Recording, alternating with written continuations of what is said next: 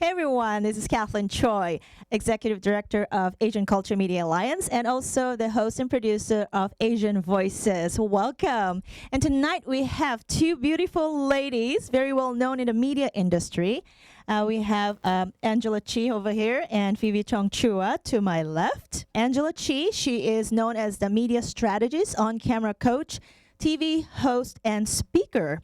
She's also a founder of the Zen Mom, which is an inspirational and informative website for moms. So check it out. Phoebe Chong Chua here. Storytelling is her passion, and she's a multimedia brand journalist. Now, would you tell the audience about what you do?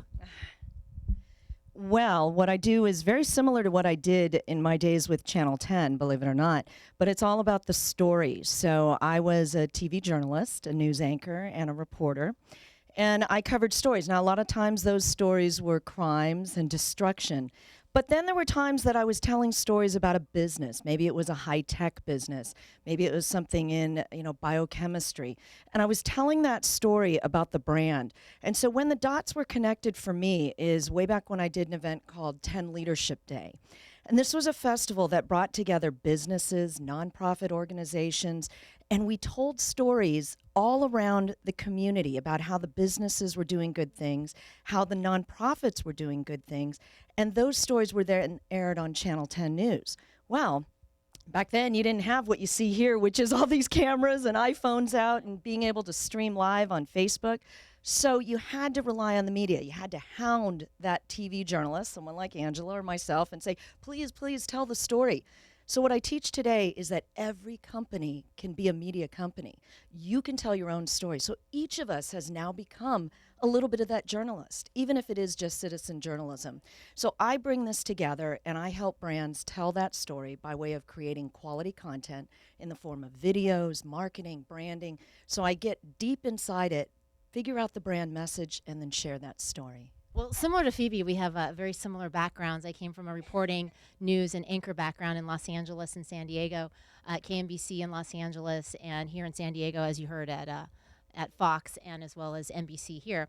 So now what I do is, after I left the news, I actually started a blog called The Zen Mom, after I became a mom, and I got really immersed in the online space and really learning about and all the technologies and all the platforms had changed. And now merging those two together is really sort of like what Phoebe does, but I'm more of an on-camera coach and a media strategist. So I help entrepreneurs, leaders, as well as hosts. So for entrepreneurs, I help them package themselves and pitch themselves to the media to become the go-to experts and realize that anyone can be their own brand and teach them how to grow their business. And for leaders, I help them be powerful communicators and authentic leaders in the corporate space. So anybody that's making on-camera work for whether it's for their own videos or for media interviews, I help get them on camera ready. And my clientele, it really runs the gamut. I have clients who've been located in Australia. I've worked with them for more than a year and actually never met, but the beauty of Skype and all the technology, you can work with people anywhere in the world.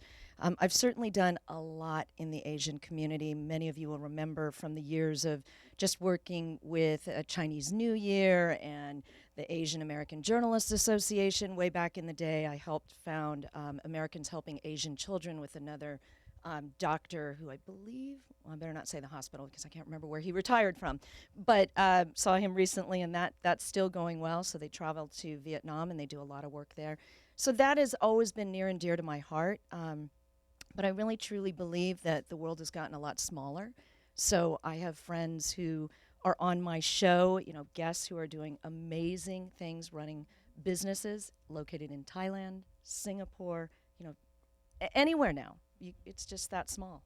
That being said, I have different viewpoints on it. If you're talking from a branding perspective, I still believe brands, if they are going to embrace telling their own story, need to have journalists in their brand newsrooms. And the reason is because journalists have a certain training. Angela and I have certain ethics that we are upholding as journalists. Not to say that marketers don't, but they don't think like journalists, which is why I went with that slogan. You see the world differently as a journalist. You ask a lot of questions, you get the story. You remember that the story is about them, not you. That's why it's so important is to use that for individuals and entrepreneurs and businesses as an opportunity. But for us as individuals, it's also important to curate your own media properly and to know that anybody has access to the media. There is no more middleman. So you almost have to process the stories that you put into your head and how you perceive things. People need to be a little more critical about what's out there. And I think that the information that rises to the top are the brands and the people that are actually putting out good information. They know how to be clear, concise, effective communicators. Just because you can have a camera and you can blab all day on Periscope, on Blab that went away, on Facebook Live, if you actually don't have a clear message or a point to what you're broadcasting, it's still not going to resonate. You have the access, but you don't have your messaging or your branding down. So I think it's great opportunities for a lot of people, and it brings people together, but you also have to be careful about what you're putting out there and what you're putting into your brain. If somebody wants to utilize new media, okay, to brand their business or themselves, what they do to other people, to reach customers, whatever they want to do for marketing purposes, where do they start? I mean, is it social media on Facebook or Twitter? I mean, how do they get about knowing how to do that? So you start behind the scenes before you launch a blog, before you get your Twitter up and running. I see so many people. We got to be on Twitter, Facebook, Pinterest, all of these different platforms. I'm on Snapchat. I'm all about it. But you have to know your message, as Angela was saying. You have to really go within first. And the key thing is to tell some stories that are really vital. A story, for instance, the number one story would be your customer story. Now, this doesn't mean, here's happy customer and let's talk all about our product. But what is your customer doing? What is their pain point?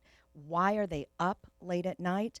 And why are they on your site or searching even for your site? And if they land on your site, you better make it clear that you're going to deliver a message to them that will engage them and cause them to take action. Move them through that customer journey process to get them to finally close that deal, like in sales. So I would start internally first by brainstorming. And there's a whole methodology that I go through when I do brand analysis for companies. But it starts with understanding, as simple as it is, that avatar. And then remembering that a story is only a story if you have that customer, right? Usually the hero, and the idea is to make the hero the customer. And then to have that arc where you have trouble. The customer's having trouble, here's what's going on, and here's how it was resolved.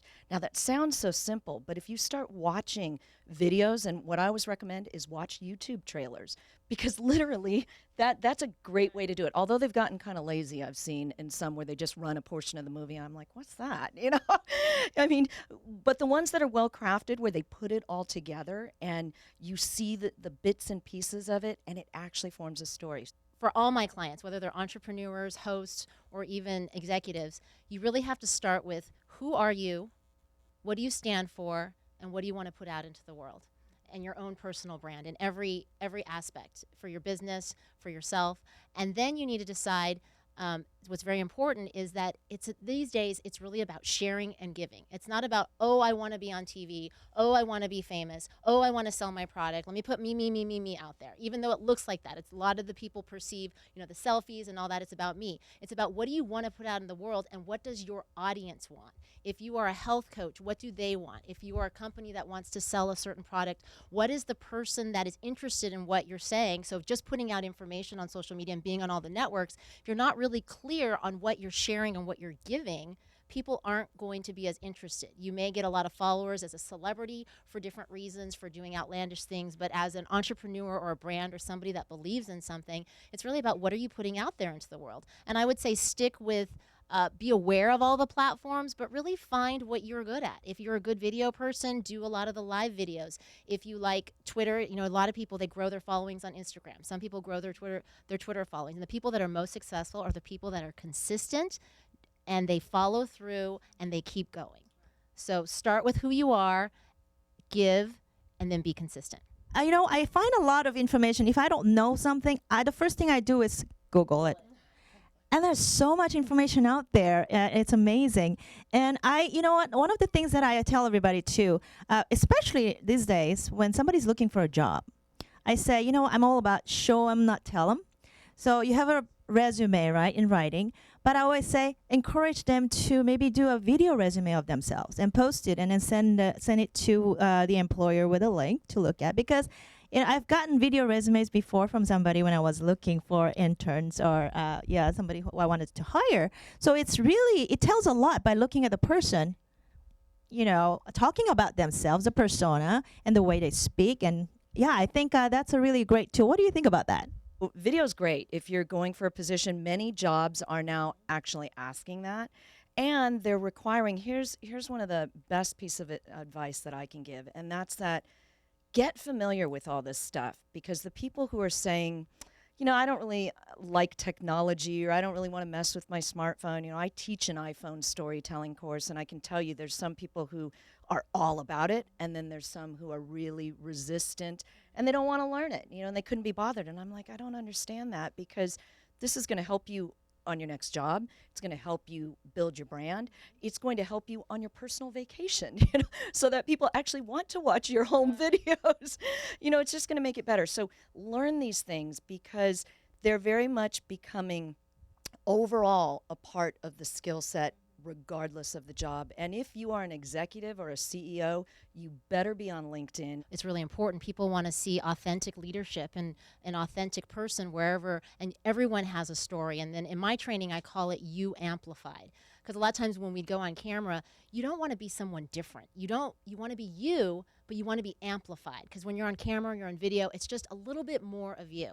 A lot of times I spend time bringing that piece out, is finding someone's story and bringing them, not saying that you have to change who you are. Because don't you find that when people go on camera, they're like, okay, no, I'm going to be and talk, and they get all nervous. But it's like having the practice, and that's when I'm a media trainer, I tell people, it's about finding who you are and then amplifying it so that you can spread your message and be authentic. But it's interesting because a lot of people say, I'm a media trainer, and I'm sure as you get people ready for media interviews, but it's not just about the media, because the media is everywhere now. So even if they say, I don't want to do media interviews, if you're an executive or you're someone that's in a leadership position, there's video conferencing, there's Skype meetings, you're leading board, whatever there is, you're always sort of on. So being you amplified in different situations and communication situations can help you. Now, if you're specifically trying to be a host, that's a different type of on-camera work, but all of it is getting clear on who you are and how to put it out there, and a lot of it is going to be on video these days. Some of the audience here would be interested in hearing a little bit about your experience as a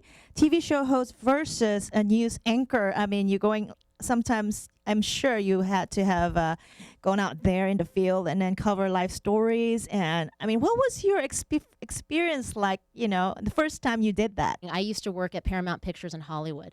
I chickened out of going into on camera at first. And then we wanted to talk a little bit about being Asian, is the internal barriers. I always wanted to be like Connie Chung, and my mom said, be like Connie Chung. And then when I actually wanted to do it, well, you're not going to get married. You're going to be in the snow. It's really dangerous. So I didn't go for it right away. So I worked at an office job, but I worked at Paramount Pictures, and I had exposure to Hollywood. So my first gig was actually doing entertainment junkets, like high-level stuff as a 20-year-old person. But then I had to get my skills, and so I drove every weekend to Palm Springs. And so my first news reporting job was actually just, you and a cameraman, here's your story, and you go.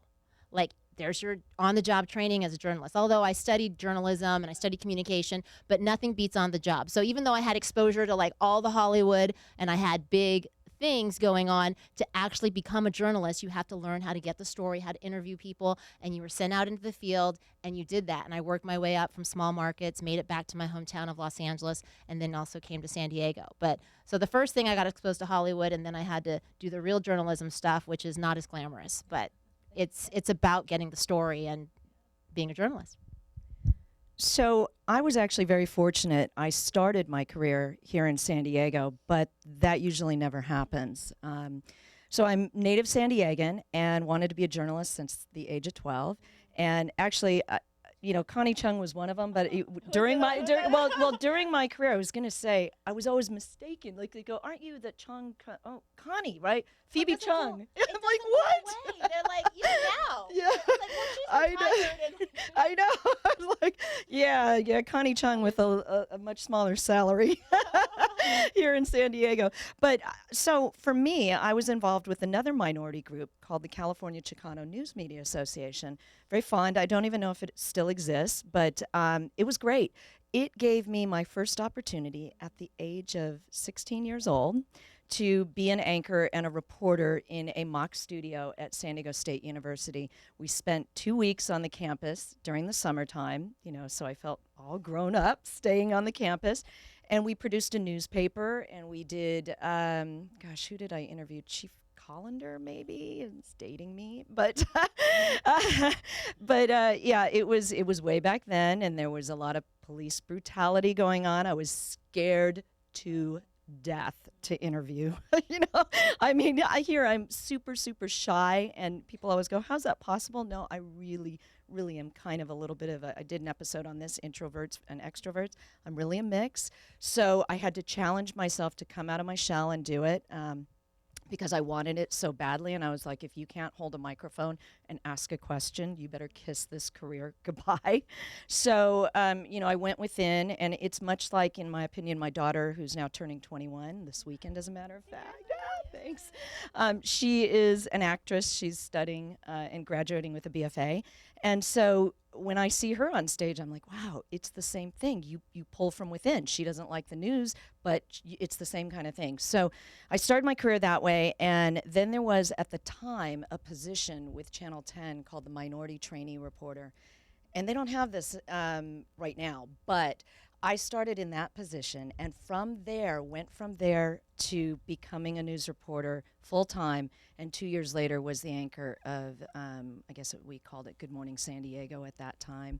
And so that went on, and I did that for about 15 years. But the entrepreneur that I am, I kept coming up with ideas to do within, and didn't even realize, like, hey, I really want to be an entrepreneur. So that's my journey. For those out there and in watching this, especially Asian Americans who are watching this and they want to get in their career into media, television or film, what kind of advice would you like to give them?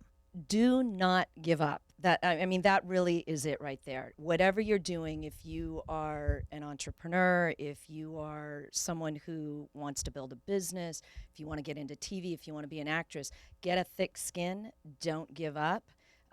Push. Now it's easier than ever because you can build a platform. And if you build that platform and you build that brand that you amplified, that Angela was talking about, then people are going to want you to be part of it. I like to say that there were probably, and I kid you not, maybe not the size of this room, but I probably could have wallpapered a room with the rejection letters that I got across the country. So don't take that personal. Maybe it does mean you need to improve. But then there were times I was told, your hair's too short, your hair's too long. I'm like, really? I can grow it. I can wear a wig. What do you want? Just let me know. So, seriously, you have to be able to get that, and just know that sometimes no is not now, and sometimes it's thank God it was no, because it means it's not right. And that's the same message that I tell entrepreneurs, because there's times when I get a client that maybe wasn't really the right fit, right? Or there's other times that a client says no, and then down the road they say yes, and it was actually better timing all the way around. So never, ever, ever give up. And one last thing, I'll tell you what, I literally probably had it tattooed on my forehead and, inside my eyeballs, so I would go to sleep with it, but it was, imagine it and you can achieve it. And I later found out that a version of that quote is like a Walt Disney quote. I can't remember exactly how he says it, but that's what caused him to build the Magic Kingdom. So it's all magical. Great piece of advice. Great advice. And I think the advice that I would give to Asians, the same advice I'd give to anybody, is first get clear on what you want and why you want it.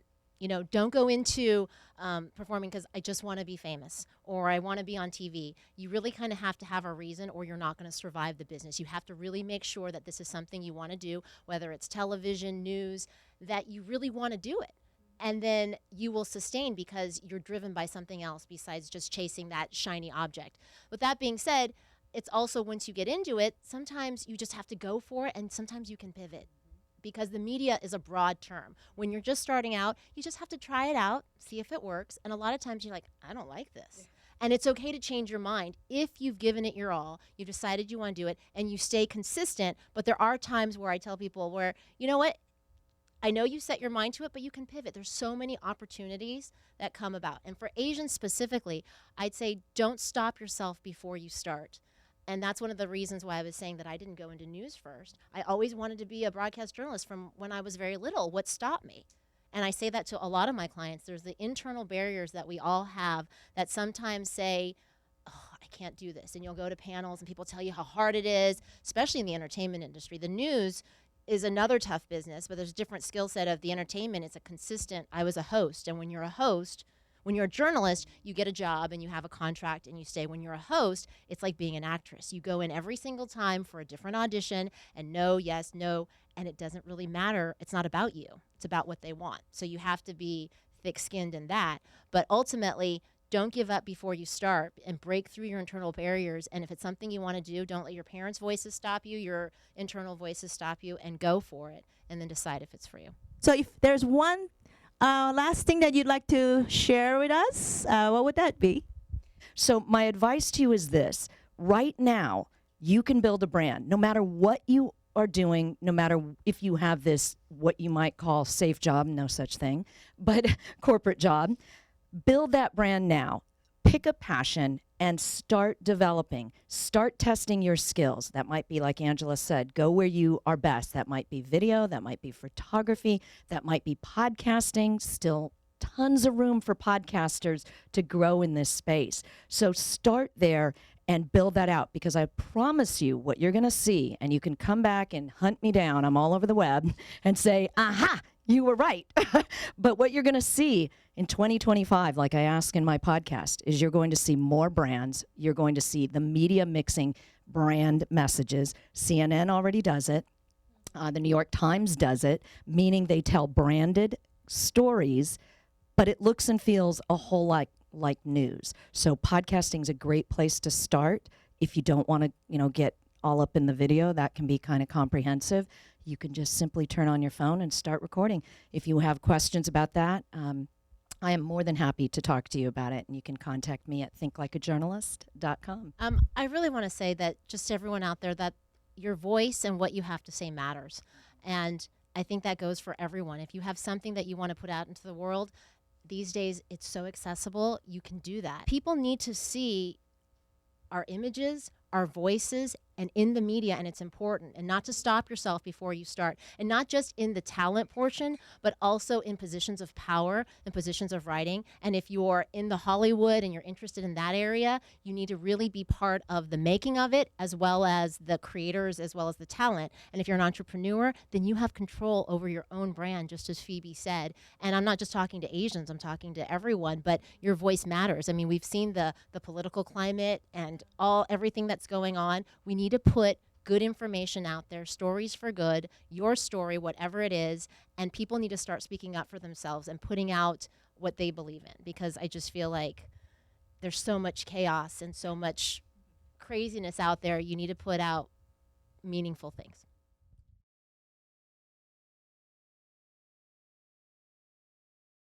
What you have to do is you have to take it upon yourself to get involved, learn what you can learn, and start to implement that. So there are tons of resources. Like I said, you can go to my site, thinklikeajournalist.com. There's tons of episodes. I've interviewed about 350 or so entrepreneurs who talk about this, building a brand on a budget. In fact, I asked a question about an ailing company that only has $1,000, its reputation shot. You got a smartphone and a laptop. How do you turn this brand around? And, when I first started asking that, people were like, I don't want to answer that question. I said, well, I'm sorry, that's part of my show. You have to answer it if you want to be on my show. And I stuck to it because I'm kind of just that way. But I really stuck to it because I felt like this would help people maybe like you who say, hey, I may not be having an ailing company, but I just might have a brand that nobody knows about. How do I get people to know about it? So there's the research. Number 2, you blog as much and as often as possible, but with consistency. So if that is once a month, once a week, once a day, whatever it is, you blog. So what do you blog about? You blog about the questions that your audience wants to know. So you have to do an internal, remember I said it starts with the general assignment meeting? You have to go inside and look at your organization and say, what are the questions that people would have that would make them sit in front of a computer and Google what is the question they're typing that's going to lead them to you. So you start small. You commit to something. Find a show that you like, and a podcast or something, or a YouTube channel, and watch it and listen to it. That's free, 100% free. Second, you commit to one of the things I just said, a blog, a podcast, something like that you're going to do. And you start small. You're going to pivot a lot, maybe 5 times, maybe 10. You're going to learn what works and what doesn't. But the minute you start that, you build something called a community.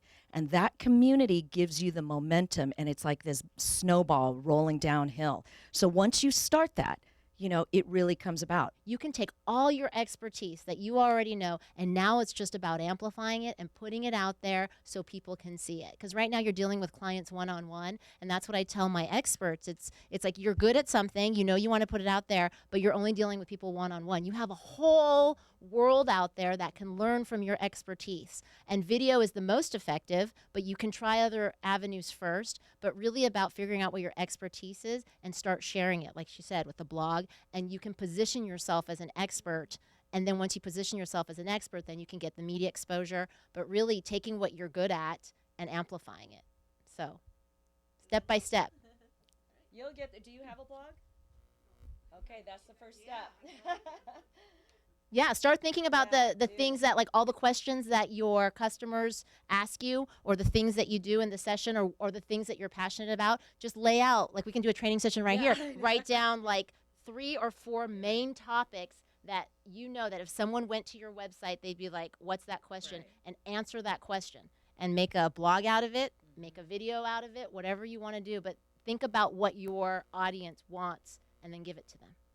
Well, I think that's all the time we have. Well, thank you so much again for coming out and sharing your stories. Of course. Yeah, I know. We're going to hang out after this. All right. Thank you, everybody. See ya.